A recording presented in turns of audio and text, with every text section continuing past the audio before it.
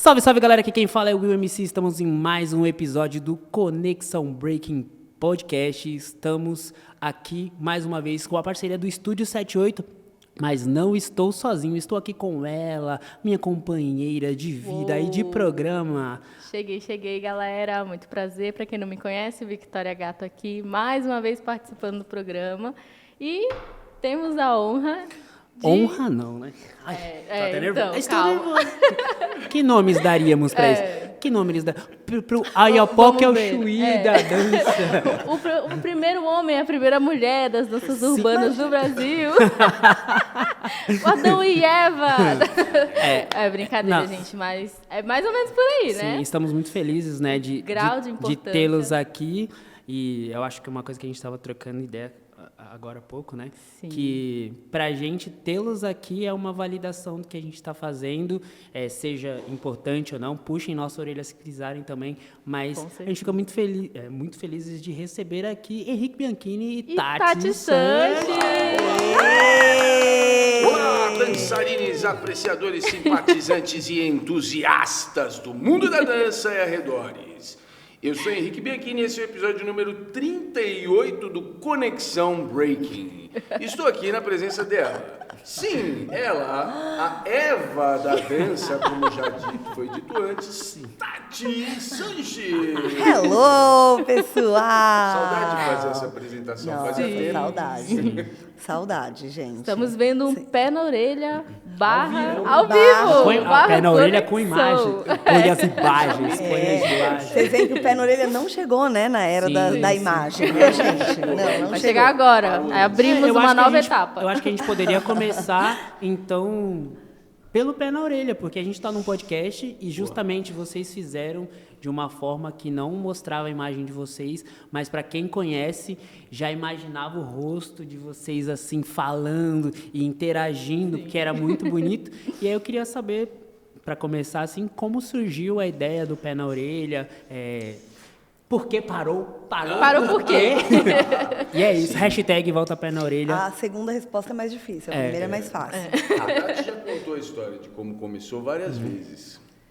Vou contar então. Na verdade é o seguinte, gente, a gente sempre falou muito e filosofou muito sobre dança em casa. Sim. Então era na sala, na cozinha, um tomando banho, outro no quarto e a gente falando. E aí chegou um momento que o Henrique, que é um apaixonado por podcasts, né? Ele é enlouquecido assim. Eu acho que é uma das primeiras pessoas que conheceu esse tipo de comunicação. Pelo menos no meu círculo assim, foi muito cedo assim, antes de todo mundo ele já escutava, ninguém escutava podcast, ele já escutava. E aí a gente começou a falar, poxa, essas conversas, a gente fala coisas tão legais, né? A gente, às vezes, vai tão longe, são raciocínios tão elaborados, assim. E úteis. Úteis também. Então, putz, por que a gente não pode levar isso também para outras pessoas? E aí ele já começou a ter ideias, ele já queria ter podcast só dele, não sei o quê. Foi assim, né? Eu já tinha arrecadado procedimentos e mecanismos, ferramentas, eu já estava maquinando tudo isso, mas eu não tinha uma ideia de um podcast. Quando a gente começou a ter essa conversa sobre pôr isso para o mundo, daí tudo se encaixou. E assim, a verdade é que em 2 dias a gente tinha o nome do podcast, o logo, o tema, o formato, e a gente gravou o primeiro episódio no dia 29 de abril de 2019, Dia Internacional da Dança.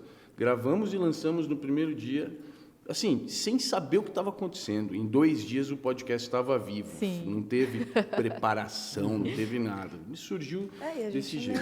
A gente nem imaginou que a gente fosse chegar a tantos episódios, né? Claro. 84 episódios. É muita coisa. Bastante Para quem coisa. faz é muita coisa. E é legal, porque depois que a gente começou, eu fui pesquisar, né? E eu não encontrei muitos podcasts sobre dança no Brasil. Sim.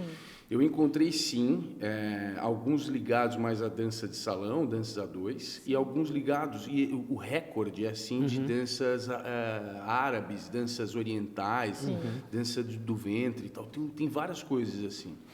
Mas nesse nosso universo compartilhado não havia nada ainda. Então, super legal. A gente fomos o beta dessa história. Sim, com certeza. E realmente a gente consegue traçar nessa linha do tempo mesmo, achar o podcast, né? Começa aí em 2019 e era um período assim que estava começando a chegar ainda para a gente esse tipo de, né, de conteúdo, de informação. Então, assim, foi uma sacada genial e realmente não existe. Eu também fiz essa pesquisa para saber, tipo, quantas pessoas falam, será que as pessoas compartilham? E tem um hoje, que pode ser uma recomendação também, né, que eu esqueci o nome do apresentador agora, mas tem inclusive com o Buda Straight, ele foi lá e falou, e eu trouxe algumas pessoas que é muito legal também. Tem mas eu... Enculturation, É, né? essa Super mesmo, legal. no YouTube, e traz outras pessoas, assim, mas, assim, de ver que é do nosso povo, para o nosso povo, é aqui, é brasileira, é de nós, e são pessoas que são, assim, né, vocês dois são, não dá para nem dizer que são inseridos, né, vocês fazem isso acontecer, né, de uma forma muito legal, muito bonita, e aí eu já queria trazer uma coisa aqui, né, para vocês, que foi algo que a gente também, né, fica pensando bastante sobre a questão da responsabilidade, e é uma coisa que vocês trazem muito dentro do podcast, a responsabilidade com as palavras, com as ações principalmente, né? Então, isso é muito legal. Então, como que vocês enxergam assim, tipo, essas ações concretas hoje, agora, 2024, no nosso cenário? Vocês acham que desse meio tempo que já era assim muito, era um pioneirismo ali você trazer esse tipo de ideia, a gente trazer e debater certos tipos de assuntos, né? Desculpa só cortar, Sim. Não, imagina. assuntos que muitas vezes são acolhedores, mas outros muitas vezes intrigantes que fazem as pessoas questionarem o que estão fazendo, se questionar o outro. Sim. Eu acho que é nesse sentido mesmo, assim, como vocês conseguem trazer esse paralelo? Bom, primeiro a gente sabe que nós afetamos outras pessoas, em maior ou menor escala do que conseguimos perceber, né? Mas é fato, nós afetamos outras pessoas, desde o fato de que a gente trabalha dentro de sala de aula, isso já é o suficiente para a gente afetar outras vidas, mas isso, nós também somos pessoas razoavelmente públicas, né? Com um alcance que não é igual da Beyoncé e do Jay-Z, mas enfim, acabamos afetando algumas outras pessoas. Nesse sentido, essa questão da responsabilidade já se coloca como um filtro desde o princípio, desde o primeiro passo. Né? E muito antes da preocupação com consequências como cancelamento ou coisas desse tipo, mas a preocupação em fazer mal para a cena. Tem muita gente no mundo, mas falando especificamente nessa nossa área, tem muita gente que não mede as palavras ou as ações e acaba atravessando vidas e carreiras e, enfim, e construindo coisas negativas para caramba. Né? A gente vê isso acontecer o tempo inteiro. E a gente se preocupa pra caramba com isso. Tem muita gente à nossa volta, em camadas diferentes de proximidade. Então, a responsabilidade é enorme. Ainda assim, é um jogo que a gente fazia lá, e continua fazendo na nossa vida, na nossa carreira, era um jogo que a gente fazia no Pé na Orelha, de essa vontade de tocar em assuntos que não aparecem ou que são tratados superficialmente por meio de lugares comuns, que não são questionados, sabe? Coisas que estão encaixotadas e ninguém passa ali para revirar novamente. Então a gente tomava assim essa atitude de tentar bagunçar um pouco as coisas. E nesse sentido é um jogo super sutil ali, porque a vontade de trabalhar com complexidade, com profundidade, mas ao mesmo tempo a gente precisa ter a responsabilidade de demonstrar que a gente também não tem todas as respostas, né? Exatamente. Então sempre foi super complexo isso, né? A gente sempre fechou os episódios com mais perguntas do que respostas, né? Acho que isso é básico, assim, a gente sempre fechou. E sempre tomando esse cuidado, porque a gente expõe as nossas opiniões. Claro.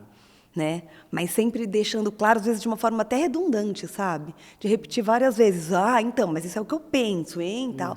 Sabe? A gente tem, às vezes, que ser até um pouco redundante em algumas coisas para ter certeza de que aquilo que a gente falou ficou, né, assim, bem entendido por quem está do outro lado, seja quem for. E realmente é uma responsabilidade, né? A gente está aqui falando para algo que vai ficar para sempre. Exatamente. Vai ficar para sempre. Isso a gente começou a se preocupar a partir de um certo ponto, assim, porque, A gente quer falar sobre todos esses assuntos, a gente quer mexer com as coisas, a gente não quer só reafirmar, não é só um viés de confirmação, a gente quer, inclusive, as nossas opiniões, a gente quer debater isso em tempo real, nunca teve roteiro, o Pé na Orelha nunca teve roteiro. Tinha umas conversas antes de começar a ligar os equipamentos eram um celular.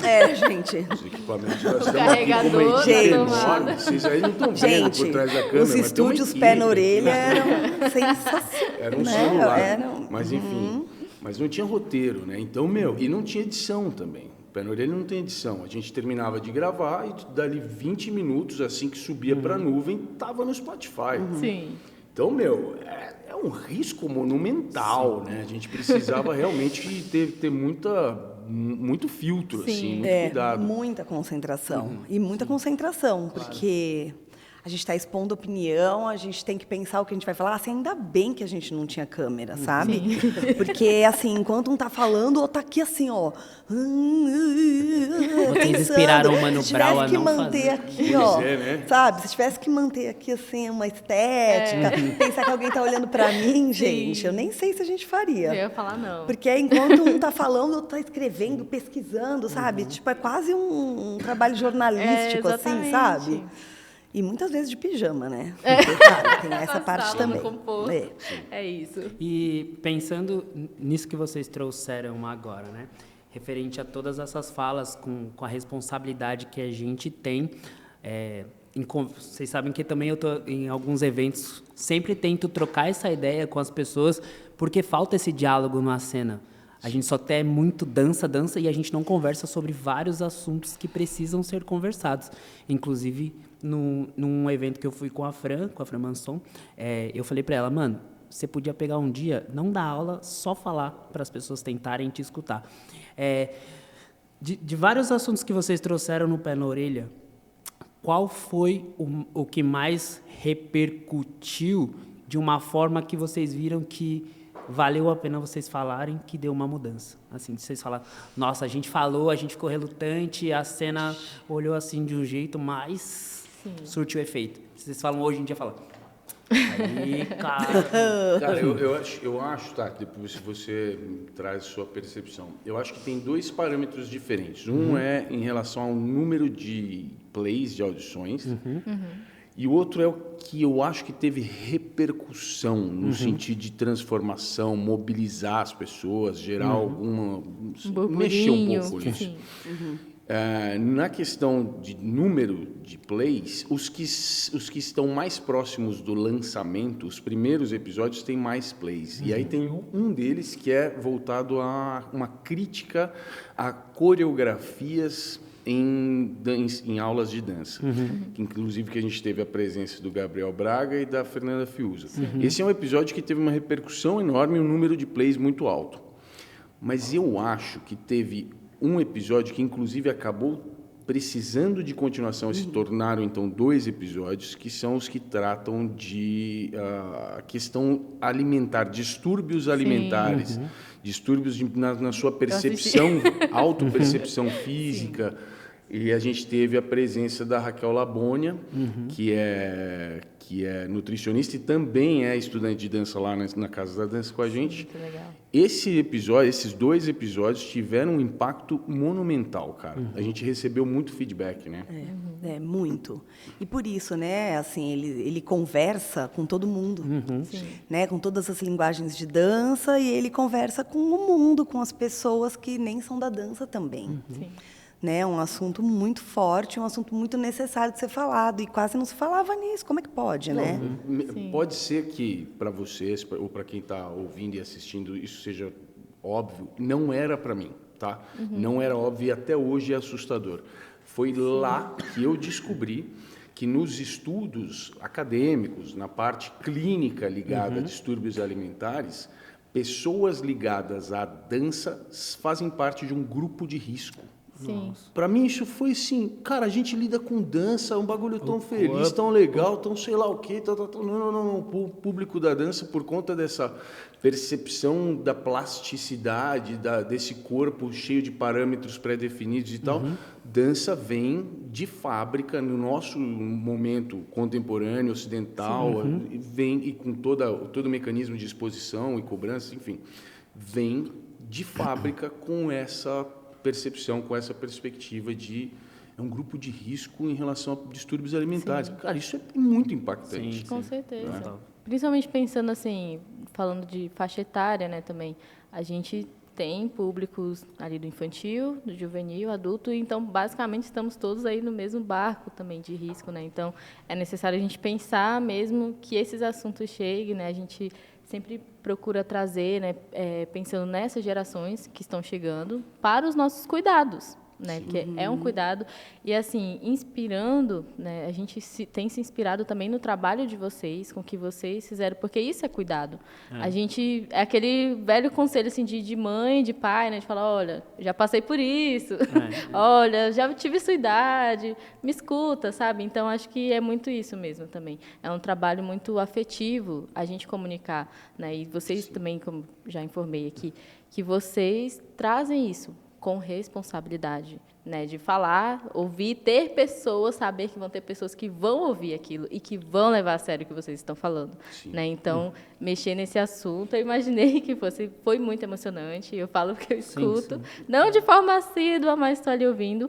E fazendo um gancho, eu queria perguntar para a Tati, que foi uma coisa que eu fui procurar lá e eu não achei ainda essa resposta. Que eu quero saber. Me conta essa história, conta pra gente aqui, do dia que você peitou Brian Green, colocou o dedo na cara e tudo mais. Você não achou, né? Brian Green Mas quer dizer que essa história todo mundo sabe que existe, é isso. Tá né? lá no podcast, eu fiquei assim, gente, eu nunca ouvi, eu não me lembro dela ter falado. Pois Olha, vai falar agora antes pra dela gente. contar, Conta aqui, deixa eu eu falar o seguinte. Contextualiza. Não foi só uma vez. E não é só o Brian Não foi Green. uma, não foi duas. A Tati, Peraí. a Tati é uma pessoa que, se ela percebe a injustiça acontecendo ali, ela ignora quantas status. faixas Todas as tem, convenções. quantas medalhas tem. E aí, É Tati? isso. Realmente. Diga pra Tati? gente. E aí, Tati, dizem diga pra que é o gente. meu mapa astral mesmo. Que eu tenho uma coisa que eu vim pro mundo Fala com pra uma coisa gente. de justiça mesmo. É isso. É o quê? Escorpiana. Nossa, eu sou capricorniana. Mas Eita. o meu mapa todo, ele joga para esse lugar aí. Bom, 2005? 2005, por aí, no máximo 6, né, Henrique, eu acho. É isso. Bom, eu tinha um grupo de dança, né, que chamava Companhia de Performance, que foi um grupo de dança urbanas que durou aí uns 10, 11 anos. Muito importante. Teve uma relevante. participação importante, porque foi um dos primeiros grupos de dança, de pessoas que se juntavam para dançar coreografias em eventos e tudo mais. E o Brian Green, nessa época, nossa, é difícil eu contar minha história sem me estender, viu, gente? Porque Não, é muito, pode tudo falar, muito esse é o espaço antigo é e seu. comprido. Com o Santo Grau, então a gente pode... Nossa, vai. Vai, só vai. Essa é uma época em que eu fui como curadora de muitos eventos para poder trazer gringos, porque eu era naquela época a pessoa que tinha contato com pessoas de fora, né? Porque eu viajava muito para fora. Então, os eventos me procuravam e falavam: quem que você acha que eu trago? E os eventos de fitness estavam vendo, né, nas danças urbanas, no hip hop na época, umas grandes possibilidades de fazer coisas acontecerem. Tanto que o Brazilian Street Dance Festival, que foi o primeiro evento competitivo de grupos, né, de grupos de dança, aconteceu dentro da Fitness Brasil, que era um evento de fitness, né? E esse outro evento era o ENAF. Não era? Jopef. Curitiba. Isso, Curitiba. Jopef. Então, eles me procuravam, me perguntando quem eu achava que eles podiam trazer e se eu podia fazer o contato e tal. Bom, nessa ocasião era o Brian Green e tudo mais. E aí eu fiquei super animada. Falei, gente, a gente estava começando a estudar o Ecken. Eu falei, nossa, então tá. Só que eu quero uma aula particular, né? Organizar uma aula particular dele com a companhia de performance, porque a gente estava começando a estudar o Ecken. A gente estava muito animado. E aí eu aluguei uma sala de uma escola de dança e fomos todos lá, em determinado momento, para fazer a aula particular com ele. Começamos a aula e ele começou a desdenhar muito de todo mundo, mas muito mesmo. Então, ele começou não lembro direito, Henrique, mas ele começou a dar umas coisas de locking. Ele falava assim, para dançar wax, vocês têm que dançar locking. Aí ele começou a dar, fazer umas coisas de locking. E a gente lá, e nessa época a gente fazia aula com Frank Ejara, toda terça e quinta a Compreende Performance. Então, a gente tinha contato com locking, com popping, bastante nessa época. E enquanto a gente estava lá, treinando o que ele estava querendo, ele fazia assim, ó. Nossa. Aí daqui a pouco ele fazia assim, encostava no espelho e fazia assim, ó. E para mim ali era o meu grupo, eu era responsável por aquelas pessoas, né? E aí eu olhando ele fazer aquilo. Uma hora ele foi lá, parou a música e fez assim: olha, quando alguém me contrata para uma private, né, para uma aula particular, eu subentendo que as pessoas já saibam dançar. Nossa. A hora que ele fez, ele fazia muito assim com a cabeça, só esse sinal, ó. Antes. Ele ria. Ele ria, fazia assim, ó.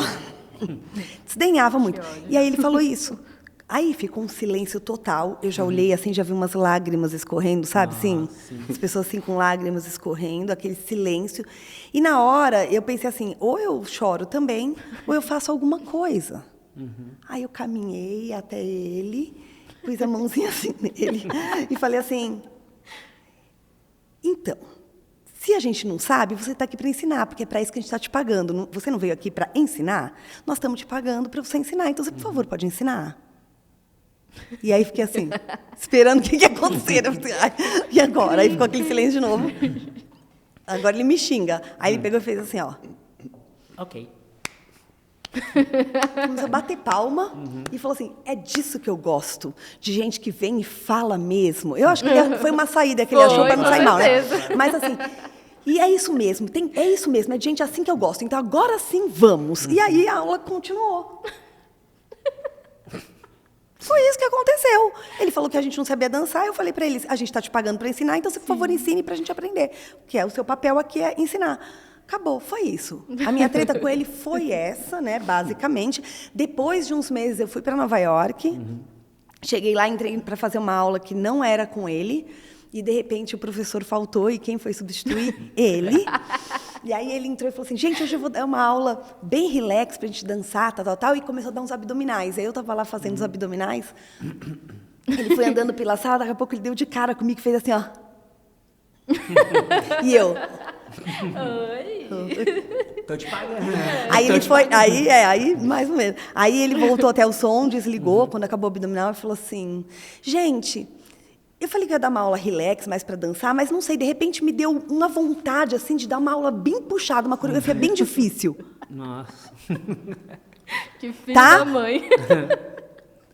Eu acho que tinha uma ligação comigo. Aí, com gente, certeza. juro para vocês, eu nunca fiz uma aula tão bem feita.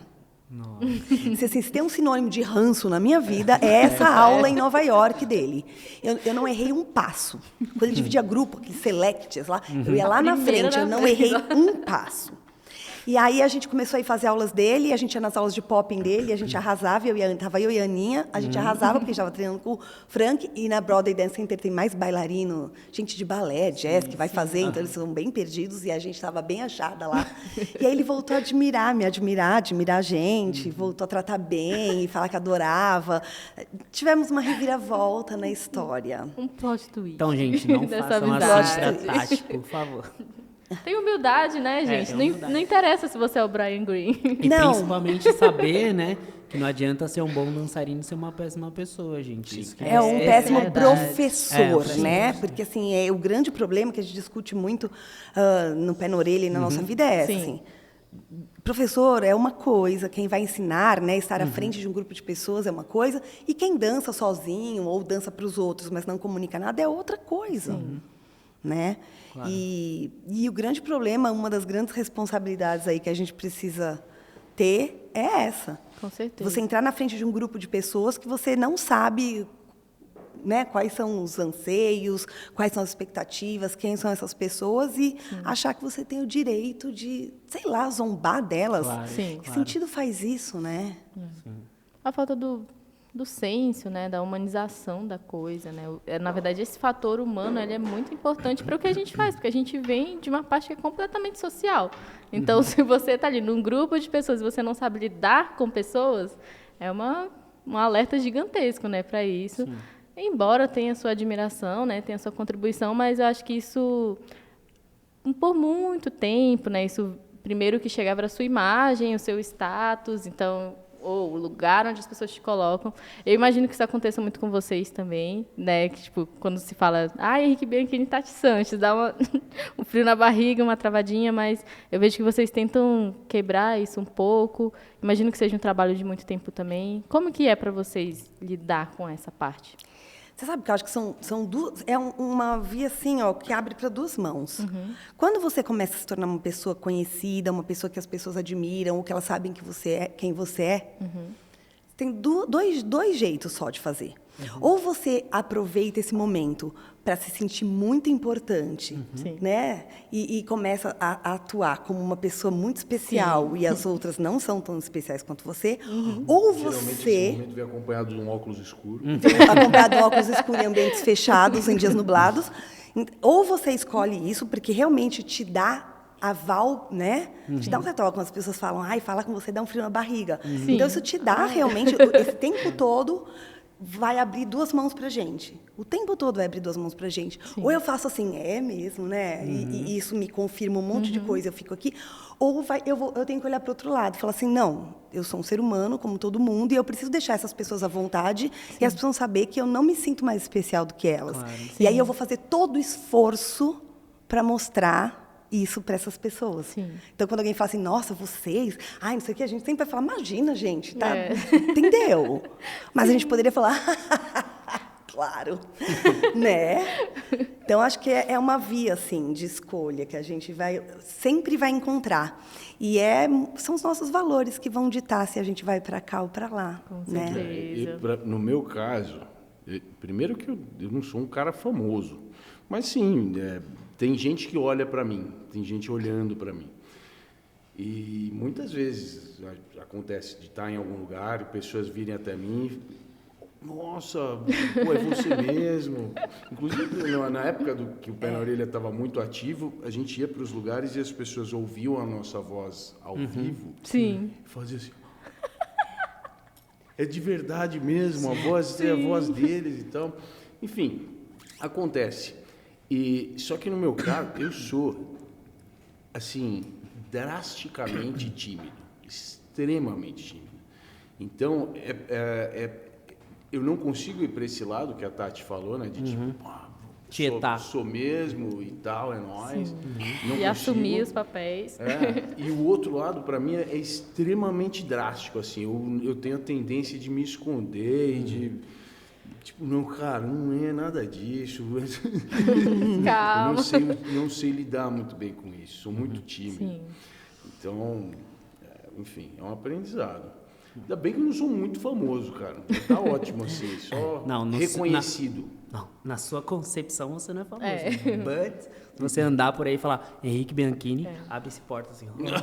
Se torna uma referência, né, querendo ou não. Eu queria trazer justamente isso, pelo lance de ser reconhecido pelo seu estudo, né? Quando eu conheci a primeira vez a sua história, assim, foi através do seu canal no YouTube, com vários documentários, porque o Eduardo Sou falou assim, mano, você só quer dançar break? Vai estudar, mano. Aí eu falei, não, tá bom, você quer que eu vá estudar? Então me fala uma pessoa aí que eu possa pesquisar ele.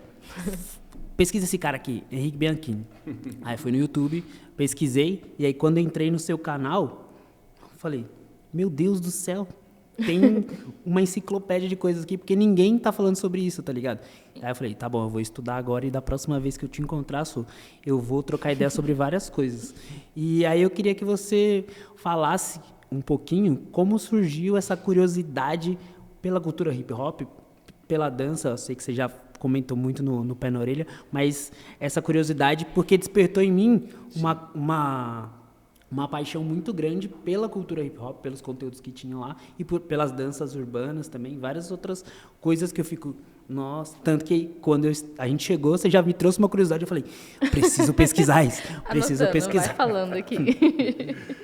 Cara, primeiro, antes de qualquer coisa, eu quero falar algo que é para motivar todo mundo que estiver assistindo isso aqui.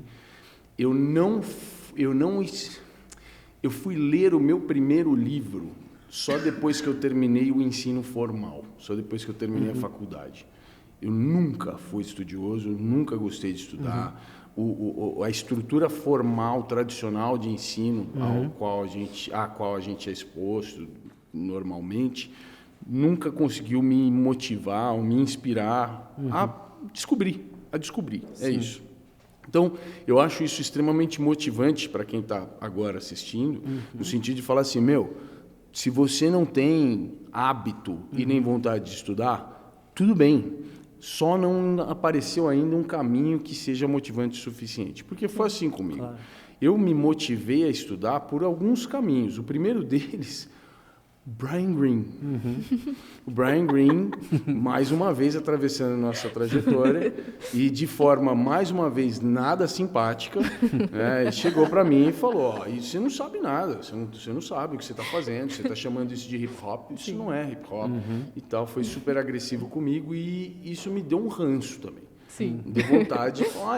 Nutrimos muitos sentimentos, eu acho que a gente tem um ranço, esse tema pode ser uma coisa compartilhada, assim, de repente, tudo isso é uma opção do Brian Greene, é uma estratégia. Claro. É uma estratégia de como eu vou instruir as pessoas por meio do ódio. Exatamente, o ódio é a força motriz. Pode então, ser. Se você não vai pelo amor, você vai pela raiva. Pode ser. Mas você vai. Mas ele fez com que eu quisesse efetivamente estudar e chegar e esfregar na cara dele. Eu entendi o que é. E tal. Isso não aconteceu, de eu esfregar na cara dele, mas... Ainda. Ainda, pode ser, né? Mas eu fui estudar, isso foi um ponto. O segundo ponto foi quando eu conheci o Frank Ejara e comecei a fazer algumas aulas dele. Para mim era assustador, eu pensava duas coisas. A primeira não é possível que exista tanta coisa para saber, tenha tanta data, nome de passo, nome de dança, nome de pioneiros e lugares. Não é possível que tenha tudo isso para saber. E o segundo não é possível que alguém consiga decorar tudo isso, porque o Frank vinha munido, continua vindo, né? Sempre munido. Então, isso foi muito instigante assim, né, para mim. E o terceiro ponto foi descobrir que havia como estudar. Porque não adianta nada também se querer, sou super afim de estudar, mas tá bom, e aí? O que eu faço, né? Quando eu acordo, saio da cama de manhã afim de estudar e vou fazer o quê, né? Quando eu comecei a descobrir caminhos, e principalmente por meio da literatura, aí, cara, isso se tornou um hobby. Acima de qualquer coisa, se tornou um hobby. E conforme eu fui me aprofundando e as peças foram se encaixando, primeiro que você vai ganhando uma perspectiva mais amplificada de cultura, antropológica em geral, né? E aquilo tudo fica interessante. Sim. Claro. Segundo que, conforme você vai se aprofundando e vai negociando, o storytelling, né? A narrativa vai ficando interessante. Porque estudar cultura hip-hop, você vai se deparar com coisas assim que parecem muito insólitas, cara. São histórias que são muito melhores do que a ficção. É realmente incrível, né? Não dá para passar por cima sem se maravilhar com todas essas coisas. Então, é isso. Eu acho que para mim é uma reunião de tudo isso. A sensação de que eu não sei e que isso não é bom, que de repente há um jeito melhor de existir, principalmente eu sendo um profissional dessa área. A sensação de que é possível que alguém saber, né? O Frank Ejara me mostrava que era possível saber, e a percepção de que existem caminhos possíveis para fazer tudo isso se materializar, né? E eu nunca mais parei. Hoje em dia eu sou completamente apaixonado por saber. É isso, eu quero descobrir, né? Inclusive, eu já queria puxar um gancho para você falar do Clube do Livro. Muito obrigado pelo espaço para o Jabá. Eu quero olhar no olho de vocês que estão aí assistindo e falar sobre o Clube do Livro, que é o meu conjunto ali de grupos de pesquisa sobre danças afrodiaspóricas dos Estados Unidos, a partir de bibliografia especializada. A gente se encontra online, eu mando os livros para as pessoas e todo encontro semanal eu faço uma palestra de um dos trechos do livro e a gente discute no grupo com um bate-papo. Já foram vários livros, aí é super legal. Então, galera, se você quer conhecer mais a fundo sobre dança, Fale com o Henrique Bianchini, Clube do Livro. Yes. Tá meio perdido, não sabe por onde começar? Clube do Livro. Fale comigo, sim. É isso. Que legal. Tati, eu sei que as pessoas perguntam muito para você em relação à sua carreira, e você realmente tem uma sabedoria para passar para a gente, né? Porque vocês têm uma vasta experiência realmente. Mas, assim, para você, a sua forma de gerir o negócio, a forma como você também passa essa informação para a gente, como chega, e esses caminhos, e realmente é necessário de alguém que fale, porque a gente ainda está caminhando, né? Tem 50 anos de hip-hop, mas é uma coisa ainda muito nova para a gente, viver disso, trabalhar, enfim. Mas, assim, como que foi para você realmente criar isso, sabe? Tipo, não falo de se inserir, porque parece que é como se fosse algo que não era nosso e a gente, cheguei. Mas não, você realmente criou isso com a Casa da Dança, né? A Casa da Dança da Tati Sanches, aqui em São Paulo, gente. Conheçam lá, também, conheçam. por favor. Mas, assim, como que foi para você essa trajetória mesmo, trilhar esse caminho, na verdade, assim, do começo, onde surge o desejo e aí, de repente, bum, nasceu, né?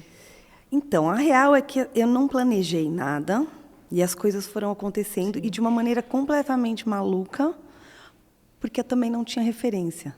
Sim. Quando você tem referência, você olha para algumas delas e meio que começa a se espelhar, a fazer algumas escolhas, né? Mas eu não tinha referências. Primeiro porque no início eu tinha, porque eu dançava jazz, então eu olhava as companhias e eu sabia a companhia que eu queria dançar. E eu sabia que eu gostava de ensinar. Sim. Duas coisas que eu sabia muito bem que eu queria. E ensinar eu sempre gostei mesmo, assim. Desde pequenininha eu gostava de ensinar minhas amigas em casa, afastava os sofás, pegava os discos dos meus pais e dava aula para as minhas amigas, ao invés da gente brincar de alguma coisa. E isso estava muito claro para mim, até que coisas foram me atropelando mesmo, sabe? As oportunidades foram aparecendo e coisas foram me atropelando. Então, assim, eu já tinha decidido que eu ia fazer faculdade de dança quando, de repente, a ginástica aeróbica chegou no Brasil e alguém falou, aquilo é muito legal, acho que você vai gostar, porque é meio dançado. Então, vamos lá um dia. E eu fui lá um dia porque uma amiga falou. E aí eu fui lá, achei aquilo lá divertido, interessante, e não sei o quê. Quando eu vi, eu estava inserida, comecei a conhecer pessoas. E aí eu fui parar do jazz na aeróbica. Da aeróbica, eu comecei a ver os videoclipes. E, de repente, no meio da aeróbica... Antes de 90 ainda. Antes da faculdade. E, sabe, é um caminho muito maluco, porque aí dentro desse mundo da ginástica, do fitness, gente, que assim, foi uma coisa muito grandiosa. Para quem não viveu, não dá nem para eu explicar o boom que isso foi, né? A moda que isso foi. Sim. Foi uma moda muito maior, acho, de todas as modas que a gente já teve até hoje, assim, em termos de atividade física. A referência são aqueles vídeos, né, da galera, tipo, faça assim, e aí a galera toda dançando. E pensa que é a chegada das academias de ginástica no Brasil. Sim. Elas não existiam. As academias com salas e pessoas dançando todas juntas. Sim. Então, o que a gente vê hoje, para a gente é muito normal ver as pessoas numa sala, alguém puxando uma aula e um monte de gente dançando, né? Pensando numa coisa mais fitness, assim.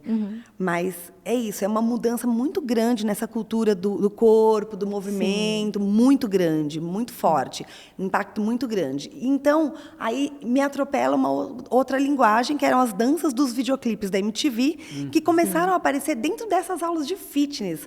Você entende que, assim, e eu dançava jazz, certo? Sim. E queria dar aula. Então, percebe que eu não planejei nada, essas coisas foram aparecendo, e eu fui me interessando e falando assim, onde eu aprendo? E não existia internet. Lembrando, pessoal, não tinha internet, tá? Não tinha nada disso. Como que acontecia, assim, essas conexões? Vai lá, tem um negócio assim, ali, você vai gostar. Isso. Além disso. Vinha um gringo dar aula num evento de fitness e que fazia uns movimentos que eu via no videoclipe. Aí eu tinha que chegar para ele e falar, oi, tudo bem? Isso que você fez, eu vi no clipe lá da MTV. Isso é o quê? É aeróbica? Aí você diz, não, isso aqui é um passo de hip hop. Ah, que legal. E onde que aprende? Ah, você tem que ir para os Estados Unidos. Vai para não sei onde, entendeu? Não, eles ainda mandaram... No início, eu fui em Los Angeles, porque falaram que era lá que eu tinha que ir. Como que eu ia saber que não era lá? Sim. Então, assim, as minhas primeiras viagens todas foram para Los Angeles. Eu queria saber de hip hop, mas eu estava indo para Los Angeles. Então, eu ia lá e aí eu via um monte de aula de coreografia e achava que eu estava aprendendo hip hop. Gente, assim, é muito longo, tá? Sim. No Pé na Orelha tem mais detalhado. Se você quiser saber melhor... Isso, porque tem lá uns capítulos. Episódios 17 e 18. E 18, isso. Mas você começou a ir frequentemente para Los Angeles. A partir de que Comecei. ano, mais ou menos? O primeiro ano que eu fui para Los Angeles foi em 98? Não, antes. Antes, né? 93, 94. 94. 94. Começou Isso. a ir frequentemente para lá, porque não tinha muito onde estudar isso aqui, em estúdios, em academias, escolas. Não era Não quer dizer que essas sistematizado, danças né? não existissem, Sim, elas sim. existiam, Claro. mas não haviam lugares formais, assim, Sim. acessíveis, não dava para estudar, então dava um jeito para lá. Sim. É isso mesmo. Não, eu não tinha acesso a nada disso. Eu tinha acesso às festas que eu ia nas garagens, que a gente dançava passinhos, e que, para mim, aquilo eram passinhos. Sim. E eles não se pareciam com o que eu via nos videoclipes, que eram algumas danças sociais. Dos anos 90, né, gente? É isso. Então, eu fui sendo atropelada por novas informações e eu, muito inquieta, querendo entender melhor. E eu comecei a viajar muito para Los Angeles e comecei a criar conexões, mas as conexões não eram, então, você falar com a pessoa na rede social, que hoje a gente até consegue mais fácil falar com as Sim. pessoas. Só que você fala lá pelo Instagram, você acessa todo mundo, eu tinha que acessar pessoalmente. Então, é um garimpar, né? É um garimpar de você ir atrás da pessoa, falar, oi, você pode conversar comigo um pouco? Onde que eu vou? Onde que tem uma festa para eu ir? Ah, aquela festa você não pode ir, você é branca. Mas tem uma outra que você pode. Então, você vai trilhando, aí eu fui trilhando tudo isso.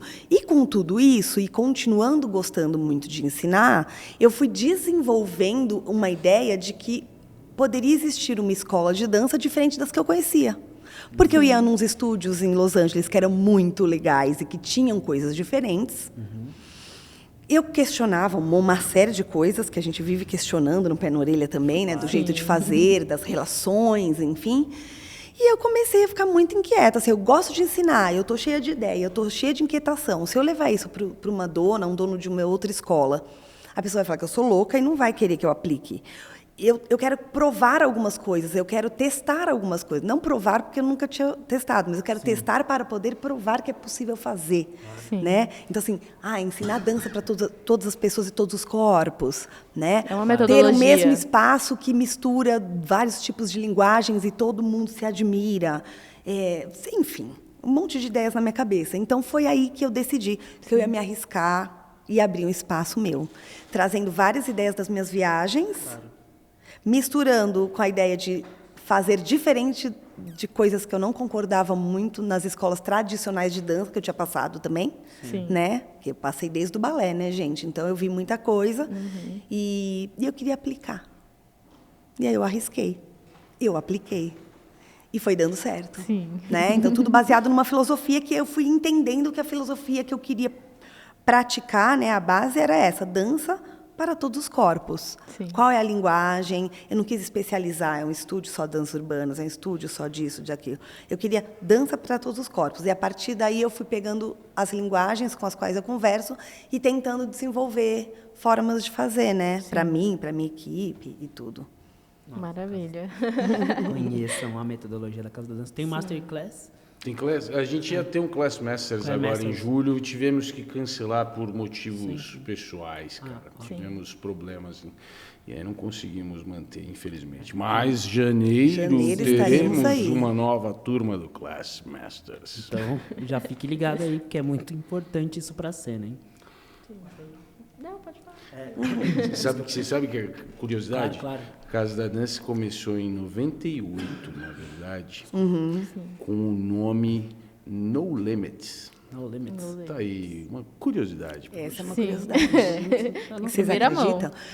Não fui eu que dei o nome, né? Na verdade, quando eu comecei, eu ainda não tinha estrutura para abrir um espaço meu, eu tinha vontade.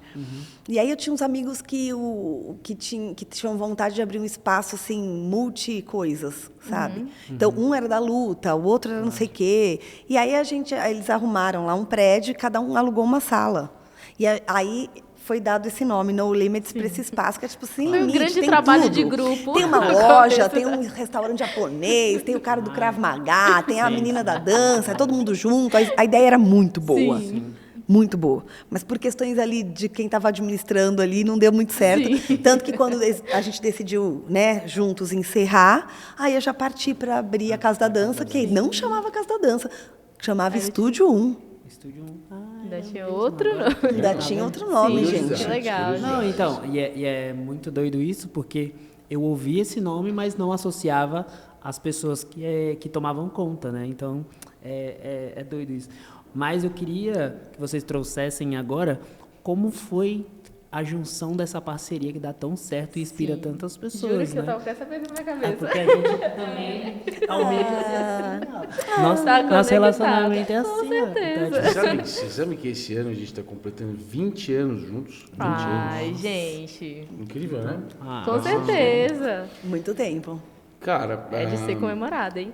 então, e aí há uma diferença de idade de 10 anos. A Tati é 10 anos mais velha que eu, apesar de parecer o contrário. E na verdade, a gente também. É mais ou menos Meu isso. Deus, Tudo Tá conectado. conectado. O multiverso o do... multiverso da dança. Não, e quando eu comecei a dançar, eu comecei em 97. Em 98 eu fui para o Fitness Brasil, lá em Santos, e a Tati já fazia parte Sim. não só das aulas, mas ela já organizava o evento, o Brazilian Street Dance Festival, era já um dos highlights lá das aulas. A Tati já era uma personalidade extremamente conhecida e tal. E eu fui um garotinho de 16 anos, dançava 6 meses, mais ou menos, menos do que isso, e eu fui parar lá.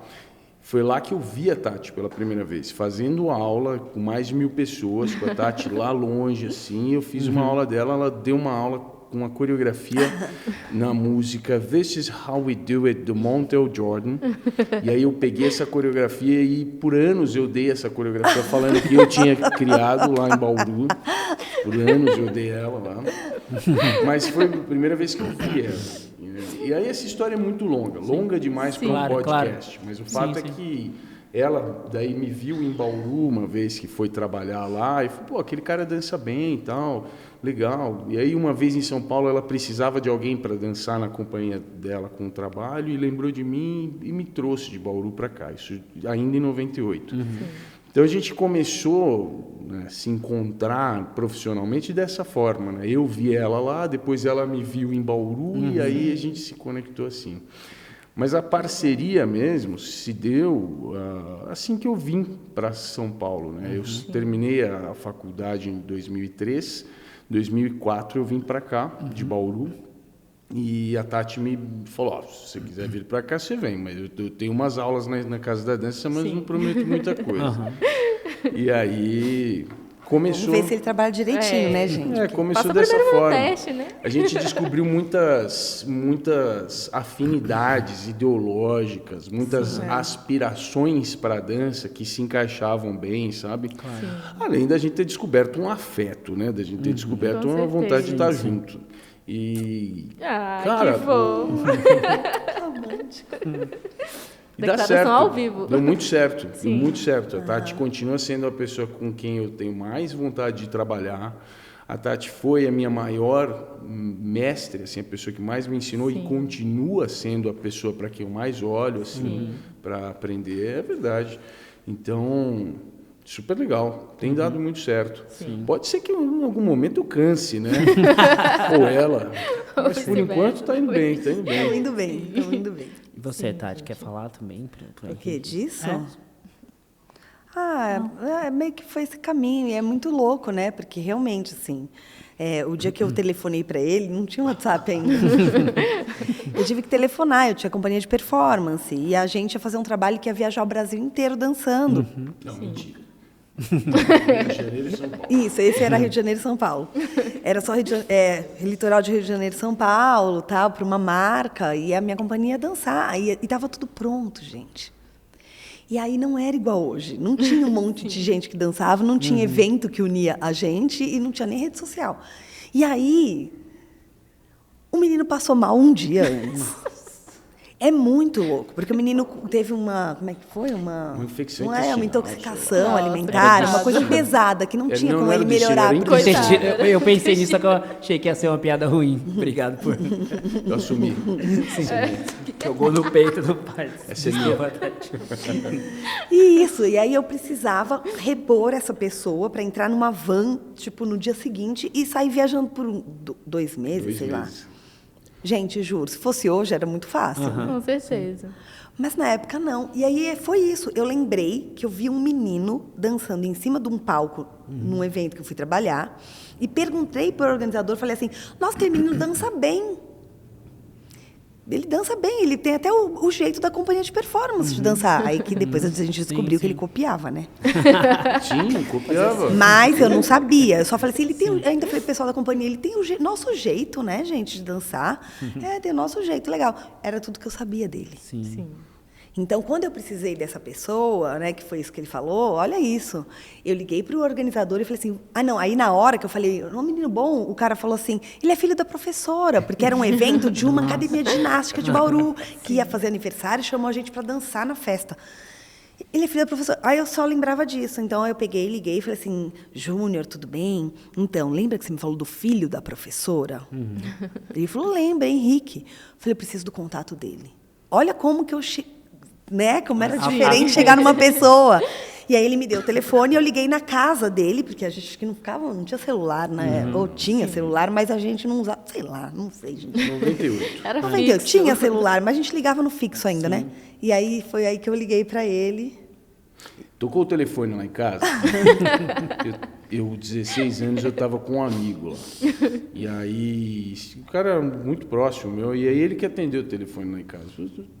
Tá, só um minuto. Henrique, disse que é Tati Sanches. Eu falei assim,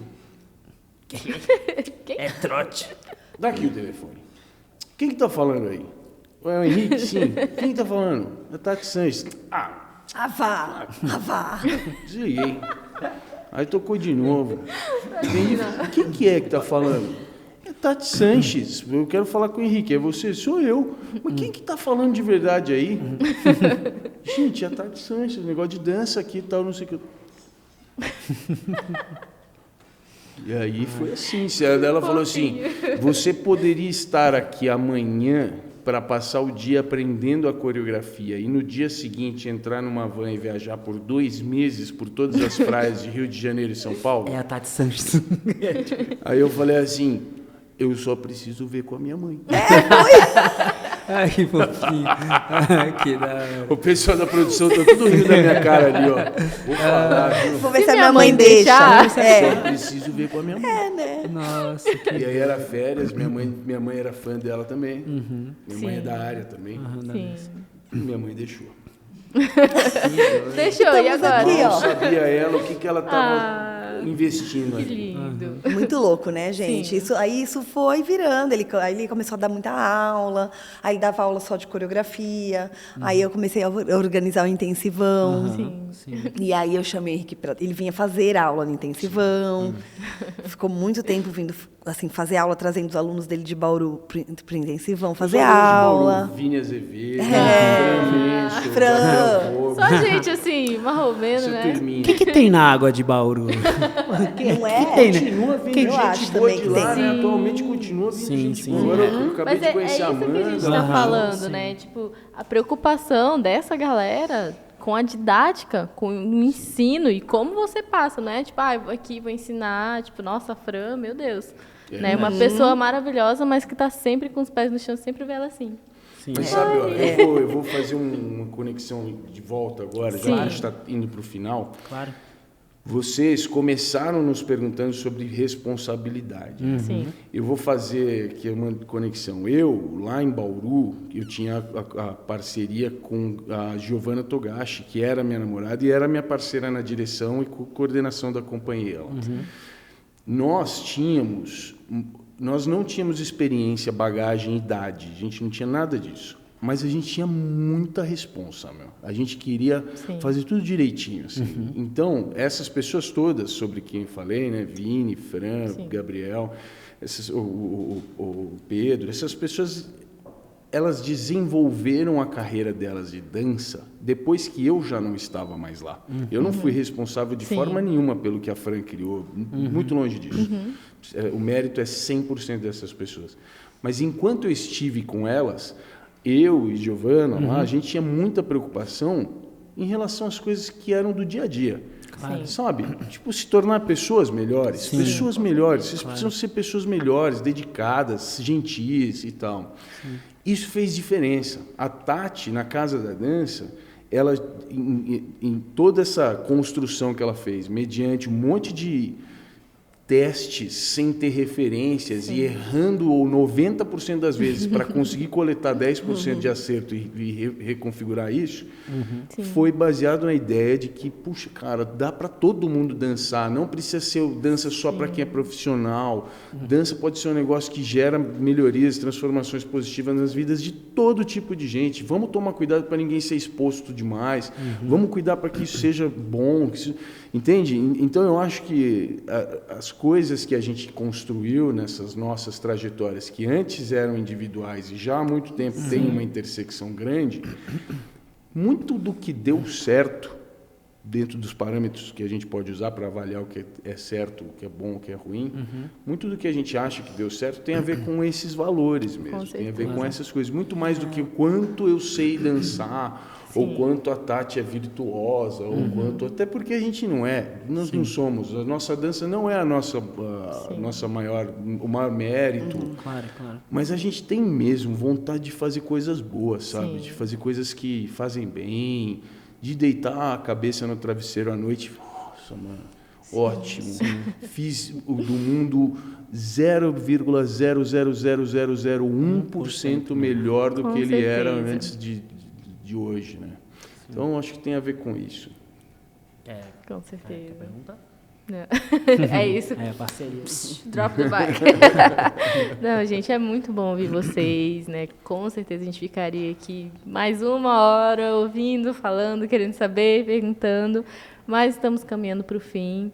E eu vejo, assim, que esse trabalho, essa semente, né, que vocês plantaram, caminha para um lado muito saudável, né, do nosso cenário brasileiro atual, porque a gente está criando cada vez mais coragem para, né, cutucar algumas feridas que estavam ali, né, tipo, não, estamos tentando disfarçar, mas por conta disso, de pessoas como vocês, que lá atrás eram, né, no mínimo visionárias ali, pessoas muito à frente, né, do seu tempo, do contexto Brasil, até da cena mesmo que estava começando a nascer, começando a criar, e juntaram essas duas forças da natureza, que são Tati Sanches e Henrique Bianchini.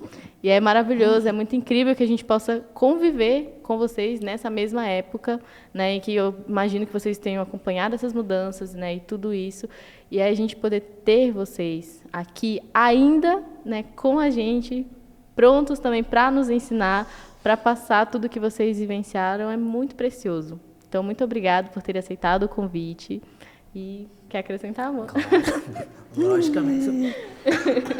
Desculpa, galera. Que tem que respirar, né? Primeiramente, mais uma vez, agradecer por vocês terem topado estar aqui com a gente. É isso. Vocês são inspirações para a gente como pessoas, dançarinos, gestores, intelectuais, casal. Eu vejo que muito do que vocês são, a gente tenta ser um pouquinho, e se a gente conseguir ser um pouquinho, e principalmente inspirar o Anakin a ser uma pessoa boa, que nem vocês, assim, vai ser muito, muito, muito bom. Sim. Muito bom, sabe?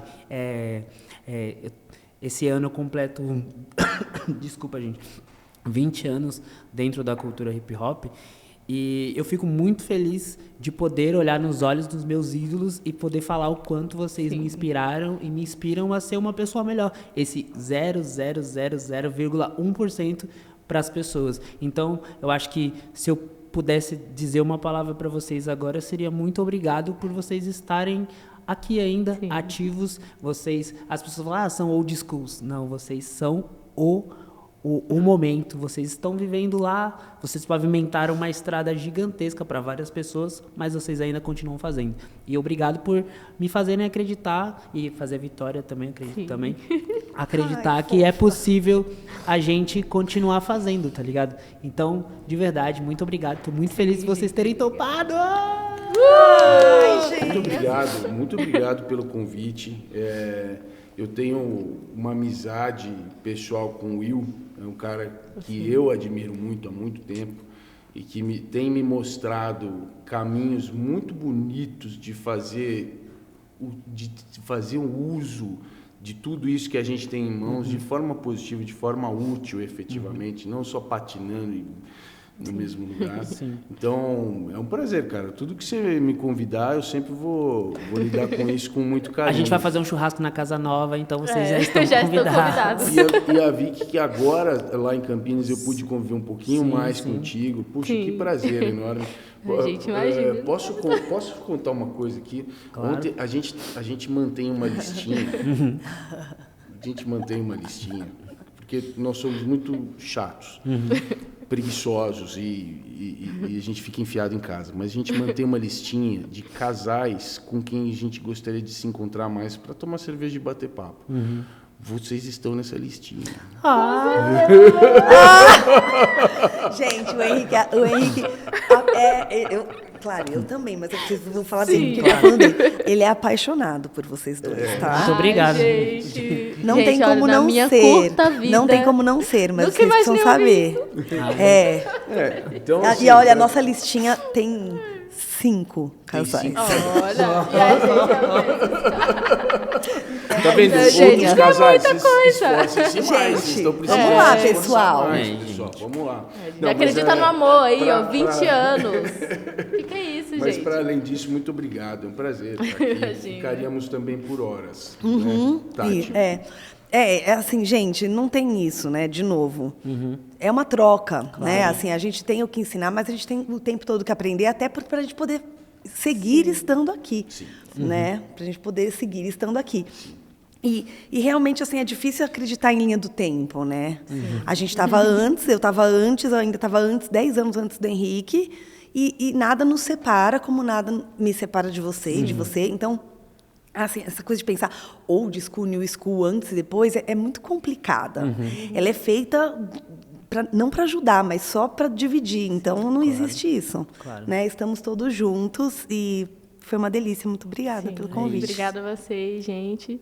E assim terminamos o nosso episódio. Não se esqueça de Até embolei, fez um remix.